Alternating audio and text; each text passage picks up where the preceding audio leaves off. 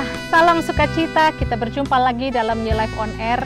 Senang sekali dapat membagikan sesuatu yang baik untuk kemuliaan nama Tuhan kepada saudara-saudara.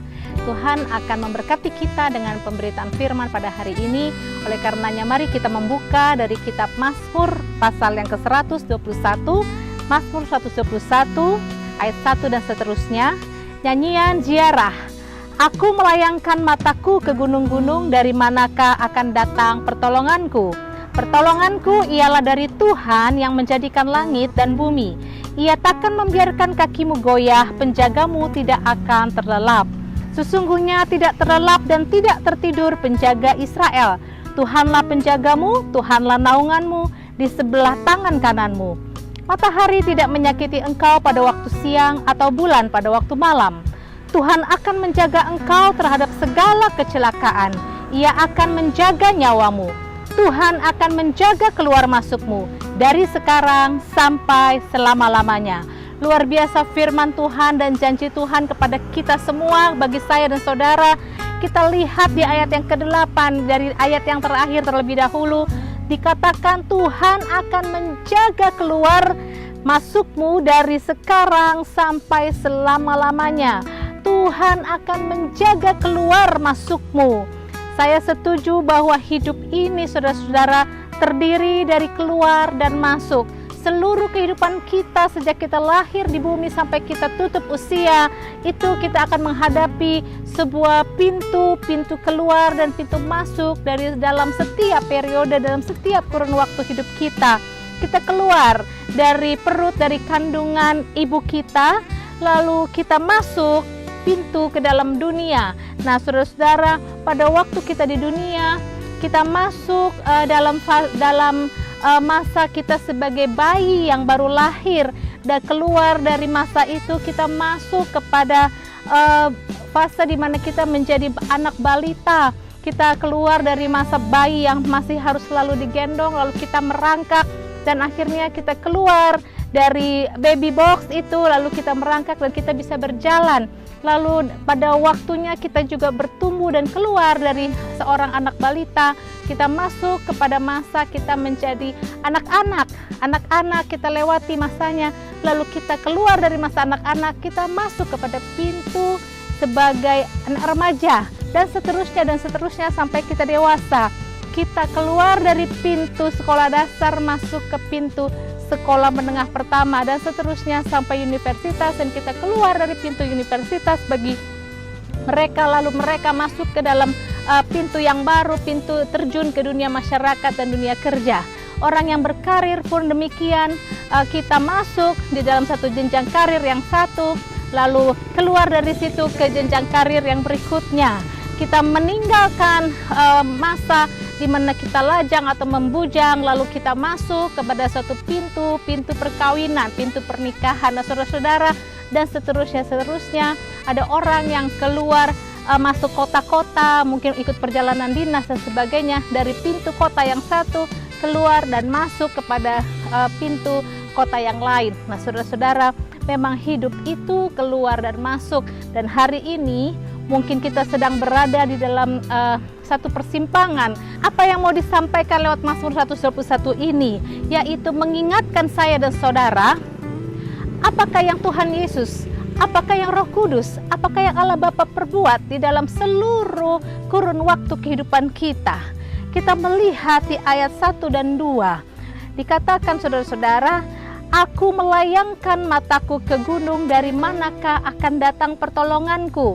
Pertolonganku ialah Tuhan yang menjadikan langit dan bumi. Nah, saudara-saudara, keterbatasan mata kita, mata fisik kita, diri kita memiliki keterbatasan mata rohani, di mana mata kita biasanya dan umumnya dan pastinya hanya melihat hal-hal yang dapat dilihat secara lahiriah. Apa yang dapat mata kita secara fisik kita lihat. Kita punya keterbatasan yang namanya mata rohani, di mana mata jasmani kita hanya melihat hal-hal yang lahiriah, namun Tuhan mau kita punya mata rohani yang dapat melihat bahwa Tuhan adalah penolong. Pertolonganku ialah dari Tuhan yang menjadikan langit dan bumi. Karyanya adalah langit dan bumi, bukan sekedar gedung tinggi. Mengapa pemazmur mengatakan ini? Karena untuk mengingatkan kita bahwa Tuhan yang menjadi penolongnya, Tuhan yang menjadi penolong kita adalah Tuhan yang maha besar, yang tidak mampu ditampung oleh otak, oleh pikiran, oleh hikmat manusia. Tuhan yang maha besar ini mau digambarkan adalah Tuhan yang menciptakan langit dan bumi, dan dari situlah datang pertolongan saya dan saudara. Tuhan yang kita andalkan sebagai penolong bukan Tuhan yang cuma membuat sekedar gedung tinggi, bukan membuat sekedar bangunan-bangunan yang besar, bukan membuat perusahaan raksasa, bukan yang membuat gereja-gereja besar, bukan sekedar yang membuat rumah sakit yang telah merawat dan menyembuhkan ribuan orang, tetapi Mazmur mau mengajak kita, Mazmur 121 mau mengajak kita, mari kita ingat penolong kita adalah Allah pencipta langit dan bumi, Allah pencipta seluruh jagat raya dan isinya. Kita mau diingatkan pada saat ini bahwa siapakah yang dapat kita andalkan di masa-masa sulit. Mungkin hari ini ada yang mengalami masa sulit, bahwa Yesus Tuhan Roh Kudus telah dicurahkan sebagai penolong kita. Dialah satu-satunya penolong kita yang utama, sehingga kita ketika kita mendapat masalah persoalan, yang pertama kita cari dan kita datang adalah pertolongan Tuhan. Jadi yang pertama, saudara-saudara, ingatlah bahwa Tuhan adalah penolong kita yang dapat diandalkan. Siapa yang berlari kepadanya tidak akan dikecewakan, karena pertolonganku ialah Tuhan pencipta langit dan bumi. Karyanya yang besar, langit dan bumi, mengingatkan kita bahwa kuasanya tidak akan terbatas. Dia sanggup menolong kita. Dan yang kedua, dikatakan di ayat ketiga, 4 dan 5, Ia takkan membiarkan kakimu goyah, penjagamu tidak akan terlelap. Sesungguhnya tidak terlelap dan tidak tertidur penjaga Israel. Tuhanlah penjagamu, Tuhanlah naunganmu di sebelah tangan kananmu. Tuhan adalah penjaga kita dari jalan-jalan yang salah. Kaki yang goyah di ayat 3 ini berbicara tentang kelemahan yang ada dalam diri kita masing-masing. Setiap orang punya kelemahan yang melekat pada diri seseorang. Nah, saudara-saudara, kelemahan itu yang bisa menyebabkan kita ketika menghadapi tantangan, mungkin kita bisa terpuruk, kita mungkin bisa bingung, kita bisa putus asa, kita bisa terus-menerus dalam tekanan yang berkepanjangan, dan kita merasa tidak berdaya dalam menghadapi tantangan-tantangan dan masalah. Nah, dikatakan di sini bahwa Tuhan tidak akan membiarkan kakimu goyah. Dia tidak akan membiarkan engkau mengalami pengalaman-pengalaman dan mengalami perjuangan imanmu dalam kelemahan. Dia akan menguatkan engkau. Dia akan memantapkan setiap langkah kaki kita. Yang kita yang lemah, pada saat ini yang lemah, firman Tuhan mau mengajak kita, Tuhanlah akan memberi kekuatan memantapkan kakimu. Yang merasa tidak berdaya hari ini, Tuhan akan menolong engkau, dan jangan ambil jalan pintas, jangan ambil jalan seperti orang yang sedang putus asa. Ini yang mau dikatakan oleh pemazmur di sini. Dan ingat saudara-saudara, nyanyian ziarah ini, mazmur ini digunakan pada waktu bangsa Israel menuju ke Yerusalem, berziarah ke bukit-bukit di sana, termasuk dikatakan Yerusalem atau ke Sion, di mana mereka benar-benar merasakan bahwa Tuhanlah yang satu-satunya menolong dan menjaga mereka. Nah, saudara-saudara, kita tidak bisa menjaga 100% orang-orang yang kita kasihi. Nah, di sini kita diingatkan bahwa Tuhan yang mampu menjaga. Kita bisa berdoa bagi anak kita, bagi keluarga kita, bagi orang-orang yang kita kasihi. Kita bisa menjaga mereka, tapi penjagaan kita terbatas. Hanya penjagaan Tuhan yang tidak terbatas bagi mereka. Oleh karenanya, mari saudara-saudara, setiap hari kita berdoa bagi orang-orang yang kita kasihi, dan kita percaya Tuhanlah yang akan menjaga mereka. Tuhanlah yang akan menjaga saya, Tuhanlah akan menjaga diri saudara untuk luput dari putus asa dan dari keputusan-keputusan untuk mengambil jalan yang salah. Dan yang ketiga, kita melihat ayat yang ke-6, ayat yang ke-7, di mana matahari tidak menyakiti engkau pada waktu siang atau bulan pada waktu malam. Tuhan akan menjaga engkau terhadap segala kecelakaan.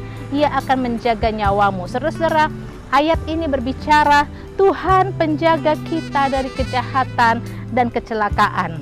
Mereka yang dalam perjalanan ziarah itu mengetahui, menyadari bahwa matahari memang berbahaya bagi mereka. Namun mereka melihat penjagaan Tuhan sangat sempurna. Dan orang yang hidup di zaman kuno pada waktu itu memang juga percaya bulan di malam hari juga dapat mendatangkan penyakit, khususnya penyakit kelainan jiwa. Nah, saudara-saudara, ayat 6 dan 7 berbicara mengenai penjagaan Tuhan yang sempurna terhadap apapun yang bisa menyakiti. Penjagaan Tuhan yang sempurna berlaku atas saya dan saudara terhadap kejahatan, baik kejahatan yang disengaja maupun dari kecelakaan yang tidak disengaja. Matahari sebagai pusat tata surya dan energi terbesar di alam jagat raya ciptaan Tuhan, dikatakan kebesaran matahari pun tidak akan ada yang menyakiti kita. Haleluya. Nah, saudara yang dikasihi Tuhan Yesus, kejahatan juga demikian, kejahatan yang nyata-nyata, yang terang-terangan ditujukan kepada saudara. Percayalah pada saat ini dengan firman Tuhan bahwa kejahatan yang terang-terangan dilemparkan kepada kita maupun kejahatan yang dilemparkan secara tersembunyi yang digambarkan oleh kegelapan malam, itu semua tidak akan menyakiti kita dan tidak akan merugikan kita, walaupun kita sangat merasa, mungkin kita merasa saat ini kita dirugikan. Apapun kejahatan dari manusia, apapun kecelakaan yang tidak disengaja yang dapat terjadi di mana saja dan kapanpun saja, percayalah kalau kita berharap kepada Tuhan dan kita minta pertolongan Tuhan, itu tidak akan menyakiti kita dan merugikan kita. Saudara, mari jangan pernah berhenti meminta pertolongan dan penjagaan Tuhan lewat doa-doa kita. Doa orang benar tidak akan mengecewakan, doa orang benar sangat besar kuasanya. Janji firman Tuhan ini bagi saya dan saudara, apa yang dialami kaum Israel ketika mereka berziarah ke Yerusalem, itu akan menjadi pengalaman kita juga seumur hidup kita. Kita yang percaya kepada Tuhan, Tuhanlah penolongmu, Tuhanlah penjagamu. Dia akan menjaga engkau dari segala kelemahan, dari jalan yang salah, dan Tuhan juga akan menjaga orang-orang yang kita kasihi. Tuhan juga menjadi penolongmu saat ini dari berbagai kejahatan maupun berbagai kecelakaan. Kita harus berdoa, kita harus berharap pada Tuhan, dan terimalah janji firman Tuhan ini bagi kita semua. Bahagia, damai sejahtera, pertolongan kita bagi saudara dan saya. Puji Tuhan, haleluya.